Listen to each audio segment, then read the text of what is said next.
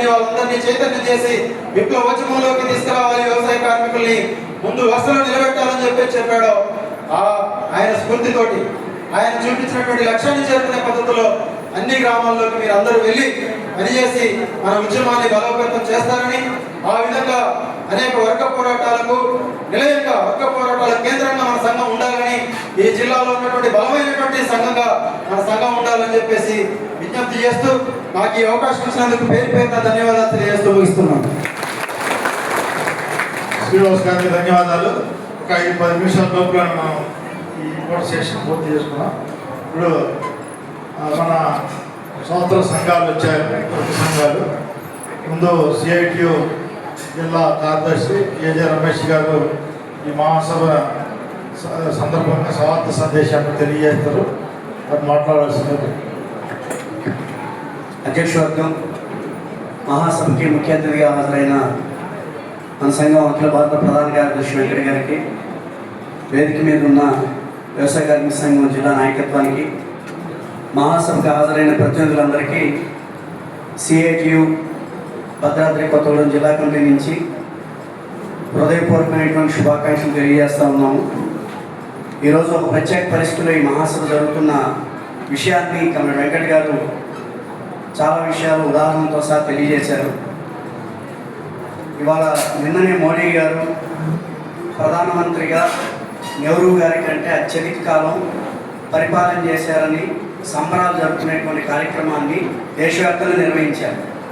గుళ్ళల్లో, గోపురాల్లో పూజలు చేశారు, అనేక రకాల కార్యక్రమాలు నిర్వహించారు. కానీ మన సంఘం లేదా మన ప్రజా సంఘాల తరఫున మనం ఇవాళ సూటిగా అడుగుతున్నది, అందరికంటే అత్యధిక కాలం ప్రధానమంత్రిగా పనిచేసినటువంటి రికార్డును నెలకొల్పిన మీరు నోట్ల రద్దు పేరుతో ఎన్ని వందల మంది ప్రజల ప్రాణాలు తీశారు.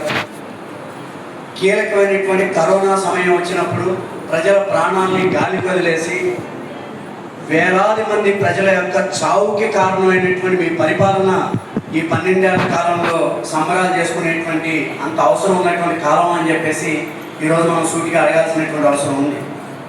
ఇవాళ రైతులు ఇవాళ యూరియా దొరక్క, ఎరువులు దొరక్క క్యూలలో నిలబడి తీసుకునేటువంటి పరిస్థితి 12 ఏళ్లలో దాపురించింది.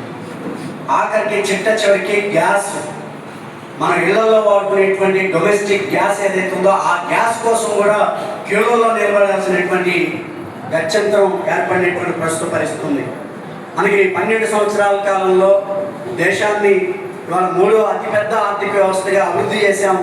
ఇంతకంటే ఘనత ఎవరు సాధించలేదని చెప్పి చేసుకున్నటువంటి సంబరాలకి ఏమాత్రం విలువ లేదు.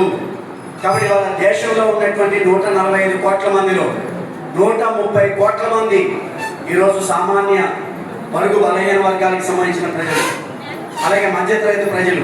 ఈ 130 కోట్ల మంది ప్రజల యొక్క ఆర్థిక స్థాయి, జీవన ప్రమాణం, వాళ్ళ యొక్క వేతనాలు, వాళ్ళ దైనందిన జీవన అవసరాలు బాగా అవసరాలు తీరితే, వాళ్ళ కుటుంబాలన్నీ ఆర్థికంగా బలపడితే, కుటుంబాల్లో ఉన్న పిల్లలు బాగా చదువుకుంటే, వాళ్ళ ఆరోగ్యాలు బ్రహ్మాండంగా ఉంటే అప్పుడు ఈ దేశం చాలా బాగుపడినట్లు లెక్క. కానీ రోజు రోజుకి మన యొక్క జీవన విధానం మొత్తం కూడా తీవ్రమైనటువంటి దిగజారుతున్నటువంటి పరిస్థితులు ఉన్నాయి. ఈ పరిస్థితులన్నింటినీ మన సంఘం, మన ప్రజా సంఘాలు సీరియస్గా అధ్యయనం చేయాలి. గ్రామీణ ప్రాంతాల్లో వ్యవసాయ రంగంలో అనేక మార్పులు వచ్చాయి, రైతాంగంలో అనేక మార్పులు వచ్చాయి. ఈ వచ్చినటువంటి మార్పుల్ని లోతుగా అధ్యయనం చేయాల్సినటువంటి బాధ్యత మన కార్యకర్తల మీద ఉంది. వాటి